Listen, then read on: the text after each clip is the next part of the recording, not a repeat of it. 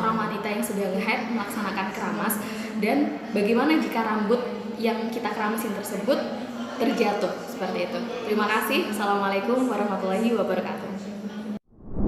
Assalamualaikum warahmatullahi wabarakatuh. Simpang siur berita ini di mana-mana. Bolehkah perempuan haid dan nifas keramas? Apakah haram? Apakah makruh? Jawabannya ternyata kalau keramas saja maka diperbolehkan. Sebenarnya ini semua berawal daripada suatu makalah. Salah satu pendapat mengatakan hadis dhaif sehingga tidak bisa dijadikan patokan hukum. Di dalam makalah tersebut disebutkan bahwa ketika ada satu anggota daripada orang yang berhadas besar ini terpisah sebelum dia mandi besar, maka nanti anggota tersebut akan kembali kepadanya di hari kiamat dalam keadaan jinabat. Hadis ini atau makalah ini tidak bisa mencetuskan hukum haram.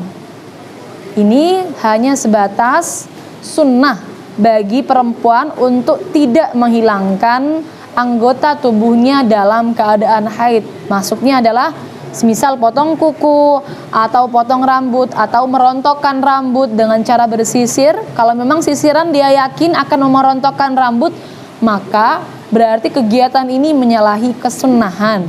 Pol-polnya hukumnya adalah makruh, tidak sampai haram. Jadi teman-teman sekalian jangan khawatir. Keramas boleh dilakukan dalam keadaan haid atau nifas.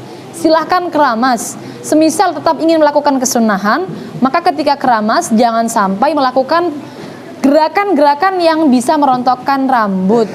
Kalau memang tidak bisa dihindari harus merontokkan rambut, ya maka berarti tidak masalah. Dia berarti tidak melakukan kesunahan. Atau mungkin hanya sebatas melakukan kemakruhan, tidak sampai melakukan perkara yang haram. Kalangan wanita di berbagai desa dan daerah memang sudah menjamur seperti ini. Kalau semisal dalam keadaan haid, rambut yang rontok dikumpulkan.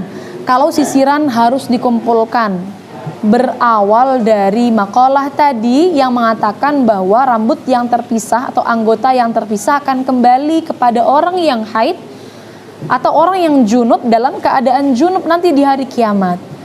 Ternyata kalau kita lihat daripada hukum fikihnya, apakah harus mengumpulkan seperti ini?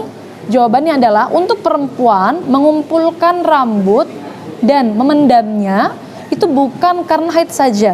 Dianjurkan mengumpulkan rambut yang rontok dan memendamnya sekira tidak terlihat oleh orang-orang yang bukan mahramnya, baik dalam keadaan haid ataupun tidak dalam keadaan haid, dalam keadaan suci. Jadi mengumpulkan rambut tidak haid ataupun haid itu dianjurkan dalam syariat.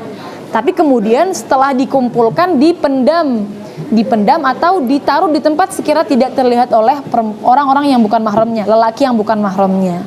Nah, yang salah kaprah lagi biasanya setelah dikumpulkan kemudian ikut dimandikan ketika mandi besar. Ini tidak ada keharusannya, bahkan sunnah pun tidak. Yang harus dibasuh saat mandi besar bukan yang sudah terlepas, tetapi yang menempel di tubuh. Jadi kalau rambut rontok saat haid tidak perlu kita bawa ketika mandi besar untuk kita sucikan, tidak perlu. Cukup kita kubur agar tidak terlihat oleh laki-laki yang bukan mahramnya. Sekian dari kami, kurang lebihnya mohon maaf. Wassalamualaikum warahmatullahi wabarakatuh.